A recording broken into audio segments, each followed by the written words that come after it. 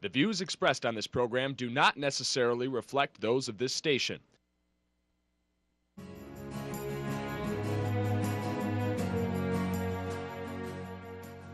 Welcome to Insights into Northeast Michigan, a WBKB News public affairs program. Insights deals with the issues affecting those in the community, as well as Northeast Michigan and the state. And now, Insights into Northeast Michigan.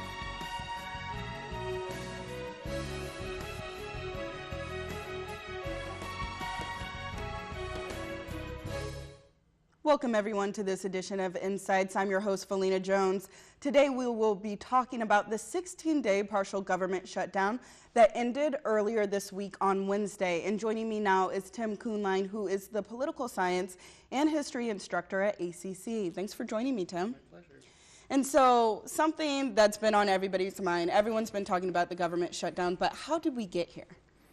Well, this has been a long road in tow here. A year ago we were in this position almost at Christmas, and it looks like a year from, or I shouldn't say a year from now, but this coming Christmas will be kind of in the same situation. This all stems from the patterns of spending, the patterns of revenue, and the ratios of debt that this country has incurred for the better part of a century. So I think that there's a long story here, even though this is a most recent event. Right. But even in looking into it, the government knew that this was the trajectory, that we were going to go into a shutdown if we didn't come to an agreement. Why do you think there wasn't an agreement made? Well, because the solution is quite complex, and the fact of the matter is, in order to reconcile all of this, there are going to be some severe changes in our society. We bring in about $2 trillion roughly annually in tax revenue, and we budget around $3 trillion. It's above $3 trillion, but just for the sake of perspective, we run short about $1 trillion every year in revenue, and we've been putting that on a credit card balance. That's just been within the last few years. Prior to that, we were going 500 billion over every year, and this has accrued not just in the last 15 years. This has been going on for the better part of an entire century, certainly a half century. This country really has never been out of debt. There was 1 year when we were clear of debt, 1836, I believe it was. And so the debt is an accruing thing. It isn't a problem in and of itself until the proportion, the ratio, relative to our income as a nation and our wealth as a nation becomes imbalanced. Right. And I think we've reached that point. We've reached our credit card limits essentially, and we have to run the risk of continuing to increase that limit, which affects the ratio and undercuts the value of what we're worth. And so we have to reconcile our revenues with our expenses in a way that's going to be very, very difficult. I might say it in the reverse. We have to reconcile our expenses with our revenues. And herein lies the complexity of the political dialogue.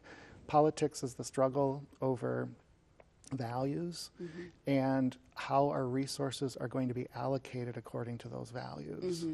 So this is where we are. Right, absolutely. And a big point of discussion not only was raising the debt limit, but also Obamacare. How is Obamacare tied in? Well, I think it's part and parcel of the federal government, its size, its structure, its power, its cost.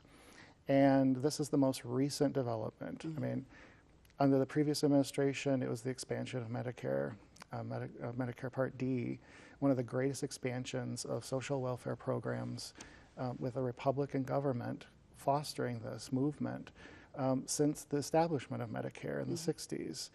And here we go again. Now, that doesn't totally delegitimate the value of healthcare reform, but or the Affordable Care Act itself, but it does beg the question, if we haven't reconciled our revenues relative to our expenses, and we're reaching this cap on our debt limits, how do we reconcile the books without undercutting the value of our solvency as a nation? Right. And looking at the government shutdown, we have now come to a somewhat conclusion of it. Was it all necessary? I don't think so, not in this way. We created a lot of drama, I think, for political purposes. But certainly, I think that the dialogue, the discussion on the issue is absolutely necessary, and it's a long time coming. It's unfortunate it played out this way because the fact of the matter is, despite all this drama, despite the fact that we have really damaged the full faith in our own government and our currency, not only domestically but internationally, we didn't achieve anything, and we've just delayed the inevitable. Right.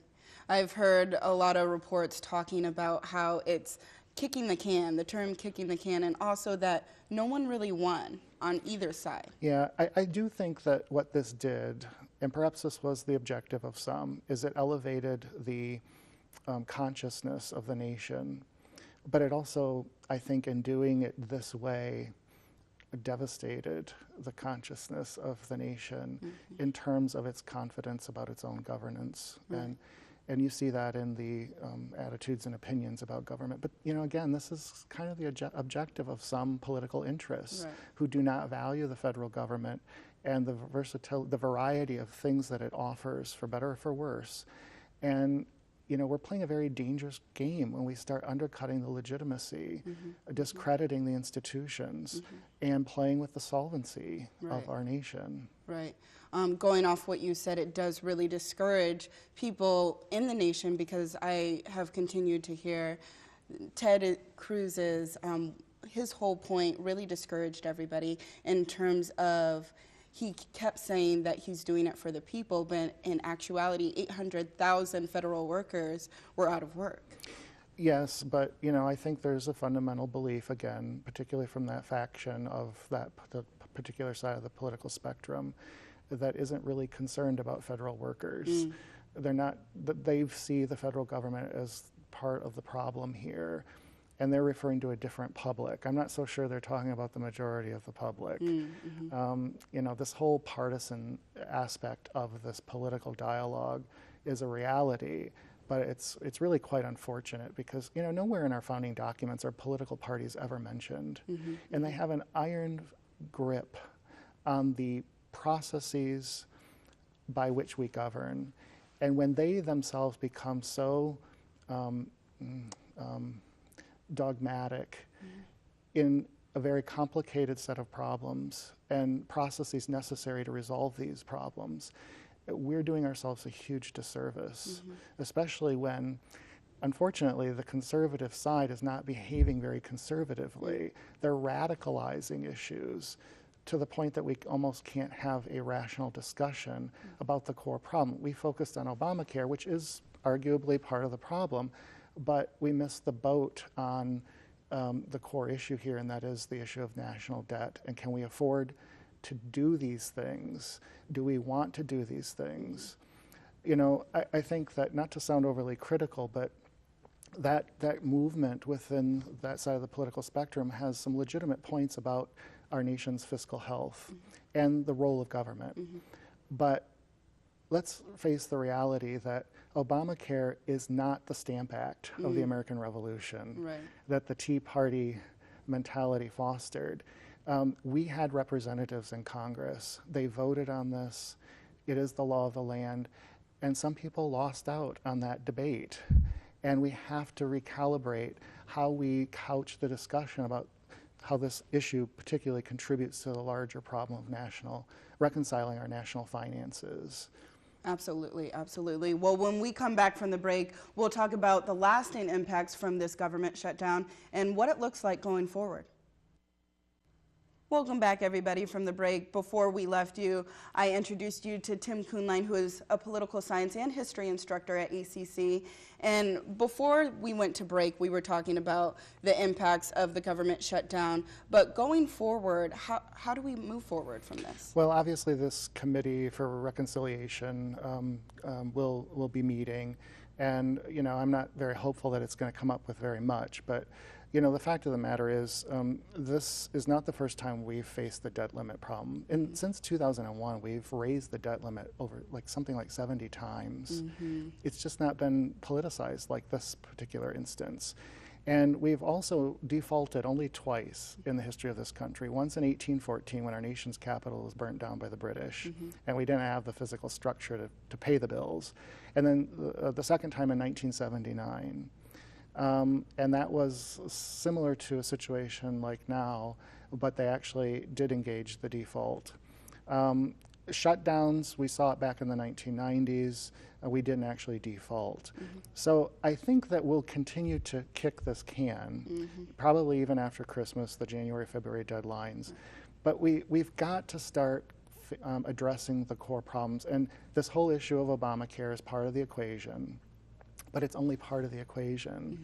We've got $17 trillion of national debt, $300 billion annual interest on that national debt. If we think we can cut ourselves out of this problem, if you've got a $3 trillion debt, half of which is discretionary, coming from our income tax. The other half is non-discretionary, Medicare, Social Security, interest on the loan, the interest on the debt, and most of that is paid for with our withholding tax. We're only bringing in $2 trillion. You've got this roughly $800 billion to $1 trillion deficit every year. We're just adding. We can cut, but how much are you going to cut? I think the things that we saw cut in the shutdown for 16 days, which was half of the time from the 1990s, gives you an indication of what would probably go first. Our local sanctuary, national parks, 400,000 support personnel in the Defense Department. And that's only the beginning. And we're only talking about, several $100 billion. How many times do you have to do that to start addressing the annual deficits plus the debt accrued? There's no way we can cut ourselves out of this. We have to face some serious challenge. What's going to be cut? But at the same time, we've got to start addressing the revenue sources. And the fact that while we think we have the highest tax rates in the world, we may, in marginal terms, that's not actually true. And the fact of the matter is, no one's paying those marginal rates. We're fooling ourselves. And we've got to reconcile this in addition to the cuts to find the equilibrium. Will they achieve that by January, February? I doubt it. Really? Just kicking the can, as you said, that term that we've heard so many times before. But even with raising the debt limit that they have until January, we're now $24 billion in debt more, additionally. Right. And when you think about what we did a year ago at Christmas, the sequestration, those were significant cuts that nobody wants. The Republicans don't want it in the defense area. The Democrats don't want it in the domestic programs. And so, but there were still serious cuts. They're still not enough. Those are engaged right now. Will we go beyond those things with the upcoming discussion? And will it be sufficient enough in combination with some tax reform? I doubt it. This raises the whole issue of the entitlements. On the other side of the equation, what's financed through the withholding tax. But when we're only generating $2 trillion roughly annually, and we're bringing that in on a monthly basis, the fact of the matter is we're not bringing in enough cash on a monthly basis to cover the expenses without having access to credit. And if we continue to pursue that credit path, eventually we create a lesser value in our credibility of our credit. So how do the two parties come together and realize basically what you're saying and come to an agreement? Well, I think we're going to need some very, very clear and coherent, rational individuals who can quit playing the politics of picking that project or this project, pointing fingers at this branch of government, that branch of government, this official in that branch, whatever. And we're going to have a very, very honest discussion with the American people. And I'm not sure we're prepared to do that right now, to be honest. And the deal that the Senate made on Wednesday, how is that going to benefit us? Are we just going to continue kicking the can until January and February? What does that do for the economy? Well, it's going to undermine the faith that this long-term is a sustainable way of doing business. And the tragedy of this, when you look at history, is that debt and the inability of countries to address their debt in a rational way, where people recognize it's in the national interest to reconcile these expenditures with revenues. Really, the issue of taxes has been the stuff of revolutions and civil wars. And I'm not saying we're there. This has not become violent yet. But when it gets down to the question of who's going to have to compromise what and who's going to have to cough up what, this is not going to be a very easy thing. It's not going to go away in January and February. We're probably going to live with this for the rest of our lives as young Americans. Unfortunately, we're not in the positions of power making these decisions today. We weren't in the positions of power generations ago that made the decisions to spend the money in this manner. And it simultaneously cut the revenue sources while the expenditures are going through the roof. And this has to be not totally corrected. We'll never be out of debt. I don't believe that. I don't believe it's necessarily a healthy thing. But we've got to find, and it'll have to happen in our lifetime, this equilibrium. Right. Some common ground. Let's hope we can do it without the situation deteriorating into something very ugly. Right, absolutely. And just speaking in terms of the 16-day partial government shutdown, what will be the lasting impacts from that? Do you foresee any? Well, other than the psychological deterioration, there's been a relative material, but we can deal with that. I mean, the people that suffered, I mean, obviously, they're going to get their compensation. So it's a short-term, material implication for everyone. But, I think you could hear it in the international markets, the fear. Like, we need more fear driving our behavior in this society, let alone the globe. I think that's the long-term concern. I don't know that these $24 billion that was lost in the economy is going to make a severe impact. Not given everything else, no. Right. And it depends on who you are in this society. Some of us can absorb that. Most of us cannot. Well, I want to thank you so much for joining me today. Thank you very much. It's my pleasure. Well, after the break, we'll talk to Representative Peter Battaglia and take a look at how the local economy was affected by the shutdown. Welcome back, everybody, from the break. Joining me now is State Representative Peter Battaglia. Thank you for joining me today. Good morning. Happy to be here. Great to have you here.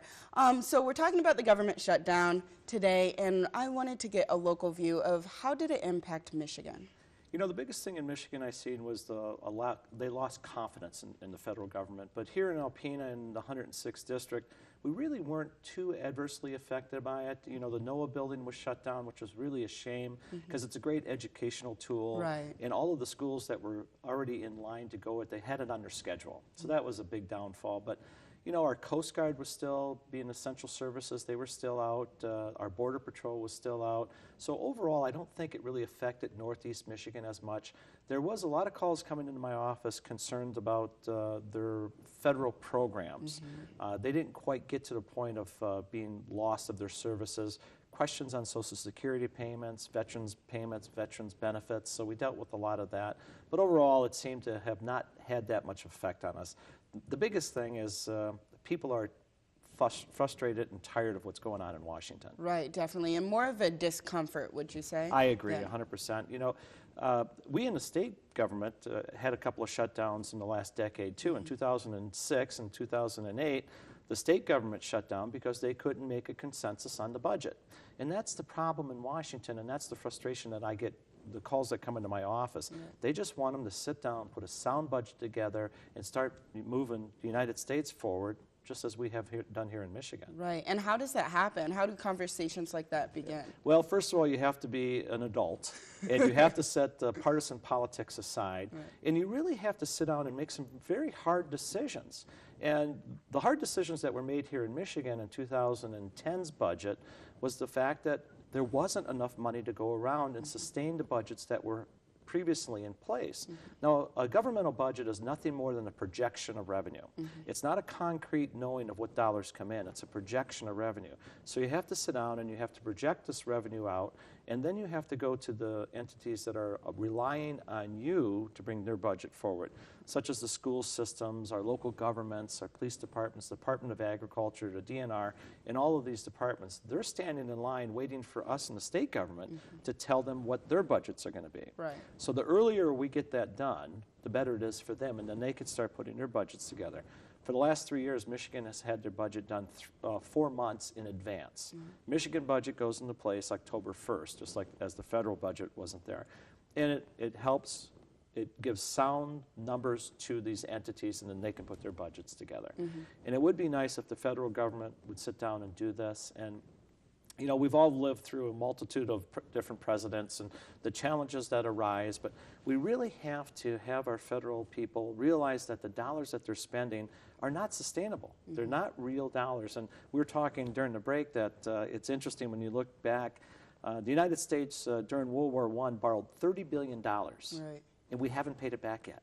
Which is It's insane. insane. Yeah, Exactly. I mean, and There's no words for it. There is no words for it, and we keep building this debt up and up and up, and eventually it's going to cause us a lot of problems. And we as citizens of the United States have to be willing to push our senators and our congresspeople to know that we're tired of spending this type of money, and we're also willing to take the cuts to the programs that may be dear to our hearts, because that's what it's going to take. Right, right. And with the new plan in place until January, they have now raised the debt limit.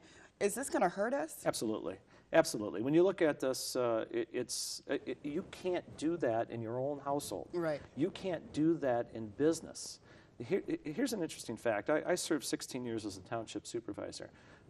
Per Michigan's Constitution and laws, I have to have a balanced budget. I cannot spend more than the revenues that come into my township.